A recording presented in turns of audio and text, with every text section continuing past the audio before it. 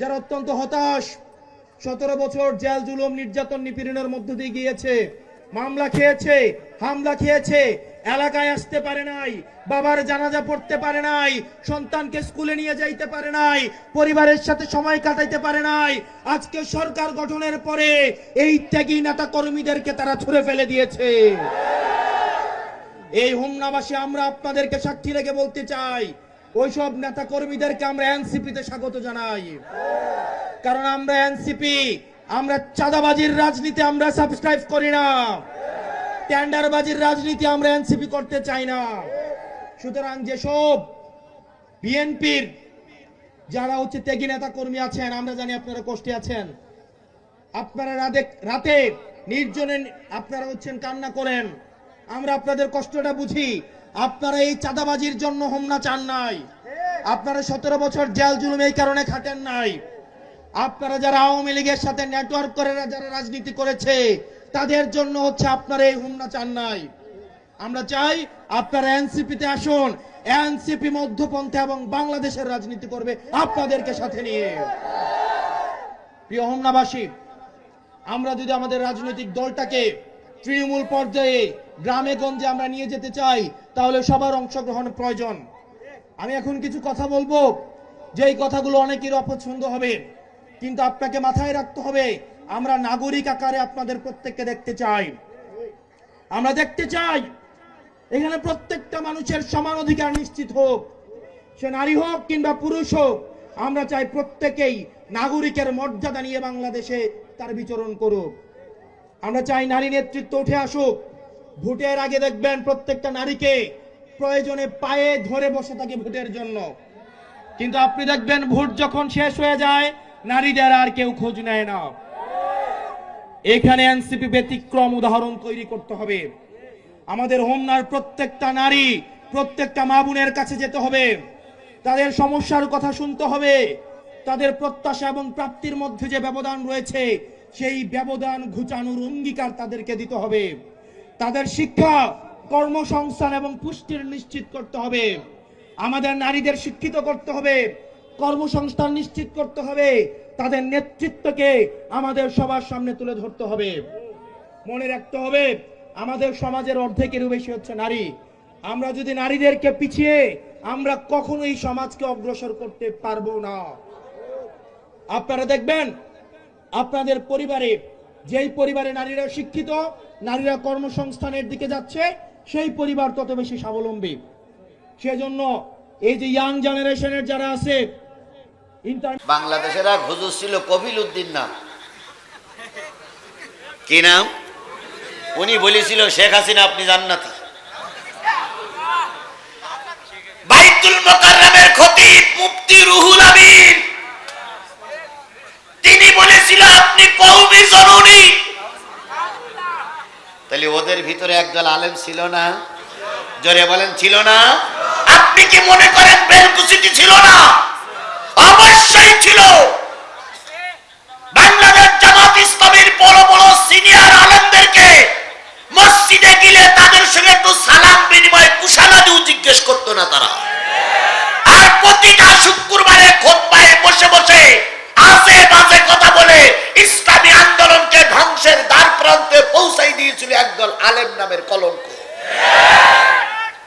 তাই বাংলাদেশ আওয়ামী লীগকে আমি জাহান্নামী বলে ঘোষণা করতে পারলাম না। এবার জাহান্নামে যাবে কারা? এবার ফেরেশতারা বলতেছে তোরা জাহান্নামে আসলে কেন?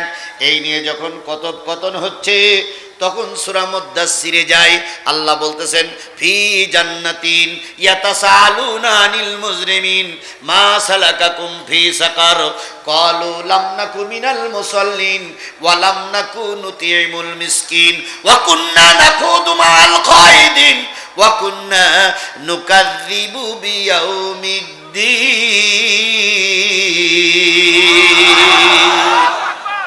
জাহান্নামের সামনে দাঁড়িয়ে একদল জাহান্নামী দাঁড়িয়ে আছে, আর ফেরেশতারা বলতেছে তোরা জাহান্নামে আসলি কেন? তোরা কোন দলের লোক?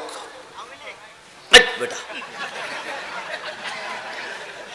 আওয়ামী লীগের লোকের জাহান্নামে দিতে পারি নাই, বিএনপির লোকের দিতে পারি নাই, জামাত ইসলামের দিতে পারি নাই, চরমনায় দিতে পারি নাই, হেফাজতের দিতে পারি নাই। ফেরেশতারা কি বলে আর লোকেরা কি বলে শোনেন। ফেরেশতার ফেরেশতার ওই জাহান্নামীদের লোকদের কথোপকথনের বিনিময়ে যদি বাংলাদেশ জামাত ইসলামের লোক সেখানে ধরা পড়ে, আমি ঠেকাইতে পারবো না। যদি চরমুনার হুজুর লোক ধরা পড়ে, পাগড়ি পরলেও নাজাত পাওয়া যাবে না। যদি আওয়ামী লীগের লোক ধরা পড়ে, হজ করে পট্টি পরলেও নাজাত পাওয়া যাবে না। ফেরেশতারা জিজ্ঞেস করে, তোরা কারারে জাহান্নামে আসলি? তখন দেখা গেল জাহান্নামীদের ভিতরে 4টে কাতার আছে। জাহান্নামে যারা আছে তারা কয় কাতার? জোরে বলেন, কয় কাতার? প্রথম কাতারে দাঁড়িয়ে আছে অগণিত মানুষ। ফেরেশতারা বলল, তোরা কারা? ওরা বলল, কলু লাম নাকু মিনাল মুসাল্লিন। ভাইরে, আমরা জাহান্নামে এসেছি, আমাদের দোষ হলো আমরা নামাজ পড়তাম না। আমাদের দোষ, আমরা কি করতাম না।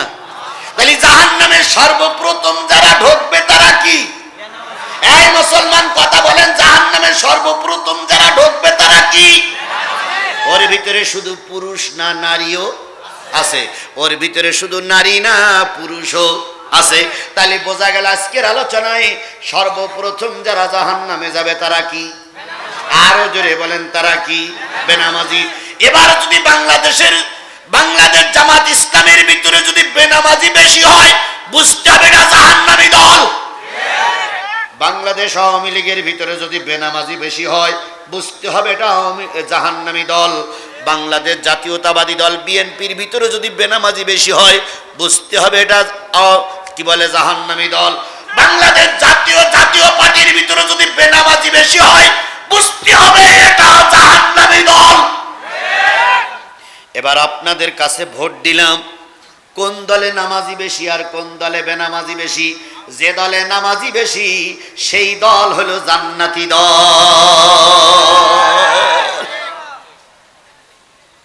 এরপরেও যদি না বোঝেন, তা নবী এসে বুঝবেন বলে আমার মনে হয় না। কিছু কিছু লোক যাওয়ার সময় কয়, হুজুর যে কি বললো তা তো বুঝতে পারলাম না।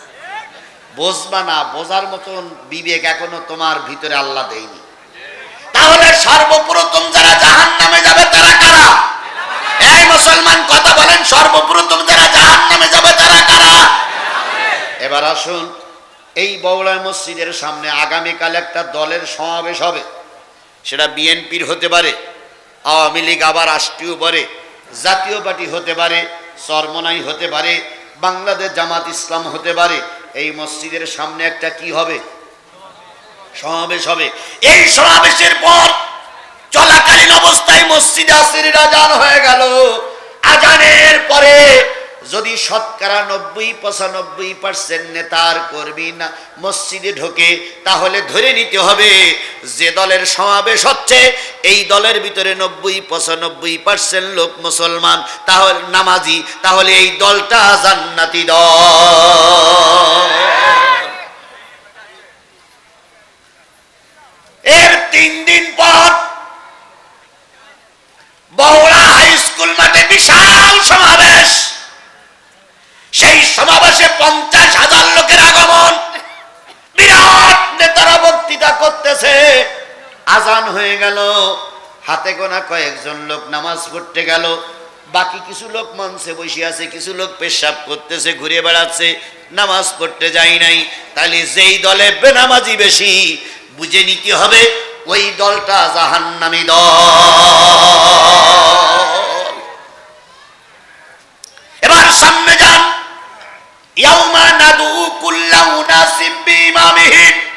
কিয়ামতের দিন মুসিবতের কালে আল্লাহ পাক সকল দলের লিডার সহ কর্মীদের আহ্বান করবে, আসো আওয়ামী লীগের নেতা কর্মী, তোমাদের মরহুম প্রেসিডেন্ট মুজিবুর রহমানকে সামনে দাও। আসো বিএনপির নেতা কর্মী জিয়াউর রহমানকে সামনে দাও। আসো এরশাদের নাঙ্গল পার্টি, এরশাদের নাঙ্গল সহ নেতাদের সামনে দাও। আসো বাংলাদেশ জামাত ইসলামী আল্লামা সাঈদীর সামনে দাও। আসো চরমনার হাত পাকা, বাতাস খাইতে খাইতে পীর সাহেব সামনে এসো। সকল নেতাকে ডাকা হবে। ইয়াউমা নাদু কুল্লা উনাসিম বিইমামিহিম ফামান উতিয়া কিতাবাহু বিয়ামিনিহি।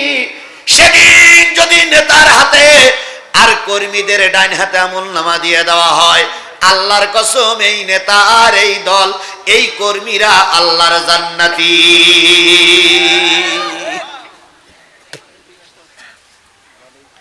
এবার বলুন তো, আপনারা যারা আওয়ামী লীগ করেছেন বা করেন, আপনাদের প্রতিষ্ঠাতা নেতার নাম কি? মুজিবুর রহমান সাহেব। মুজিবুর রহমান সাহেব, মুজিবুর রহমান সাহেবকে যারা এখানে আওয়ামী লীগের লোক আছেন, আমি 20 তারিখে বগুড়ায় আসবো, যদি আল্লাহ তৌফিক দেয়। আর একটা বগুড়া আছে এখানে, হ্যাঁ, নিশি বয়রা। 20 তারিখে আমি আবার আসবো। আওয়ামী লীগের লোকদের কাছে একটা চ্যালেঞ্জ করে গেলাম, আপনারা দীর্ঘ 15.5 বছর আওয়ামী লীগ করেছেন, এবার আমি আপনাদের কাছে ছোট্ট একটা রিকোয়েস্ট রেখে গেলাম। আমার ফোন নম্বর শামীমের কাছে আছে, ফোন নম্বর সোহেল ভাইয়ের কাছে আছে, ফোন নম্বর ইমাম সাহেবের কাছে আছে। এই কয়েকদিনের ভিতরে আমি আপনাদের কাছে একটা চ্যালেঞ্জ করে গেলাম, আপনারা একটা ছবি আমারে দেখাবেন, মুজিবুর রহমান একদিন একটা জুমার নামাজ পড়েছে, একটা ছবি আমার দেখাবেন। আপনারা মুজিবারের দল করেন, আমি কিন্তু দল করার বিপক্ষে নয়। আমার নেতা ডক্টর মোহাম্মদ শফিকুর রহমান বলেছে সকল দল নির্বাচন করুক, কিন্তু আওয়ামী লীগ তো কোনো সময় নির্বাচন চায়নি। ওনারা কোনো সময় নির্বাচন চেয়েছে? ওনারা সব সময় উল্টো পথে ক্ষমতায় যাওয়ার জন্য চেষ্টা করেছে। কথা বলে ঠিক না বেঠিক? ওনারা ভোটের 3 তারিখ ঘোষণা করেছে, অথচ ভোট আসার আগে 154 জন নেতা হয়ে গেছে। তাহলে 150 জন আসলে ক্ষমতায় যায়, সেখানে 154 জন ভোটের আগে হয়, তাহলে ওরা তো নির্বাচন চায়নি। আর কি কায়দায় শোনা যাচ্ছে? Auto pass. কি পাস? Auto pass. ছেলে পিলেরাও অটো পাস, নেতারাও অটো পাস। আর শুধু বলতে খেলা হবে, খেলা হবে, খেলা হবে। তাই বলতো না, কি হবে? খেলা হবে।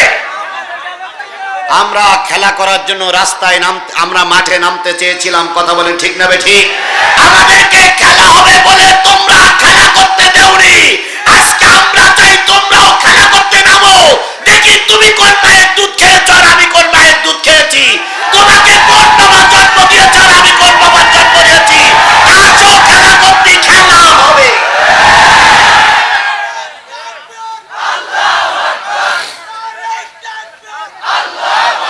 বিএনপির নেত্রী, বিএনপির নেত্রী সাবেক প্রধানমন্ত্রী বেগম খালেদা জিয়া, তার নামে মামলা হলো, তার শাস্তির রায় ঘোষণা করলো, তিনি দেশ থেকে পালিয়ে যাননি। কথা বলেন ঠিক না বেঠিক? এরশাদ 9 বছর শাসন করার পরে তার নামে মামলা হলো, তিনি 10 বছরের সাজা ভোগ করলেন, পালিয়ে যাননি। আর এনারা এত ক্ষমতাধর লোক,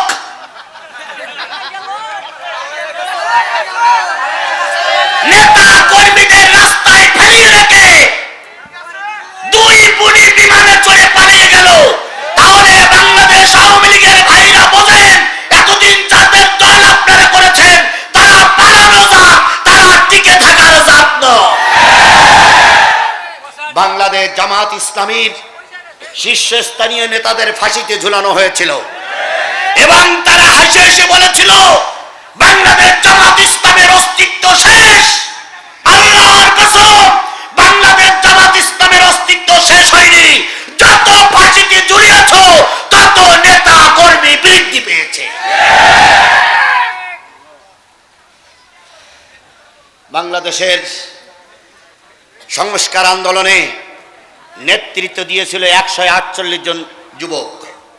কয়জন?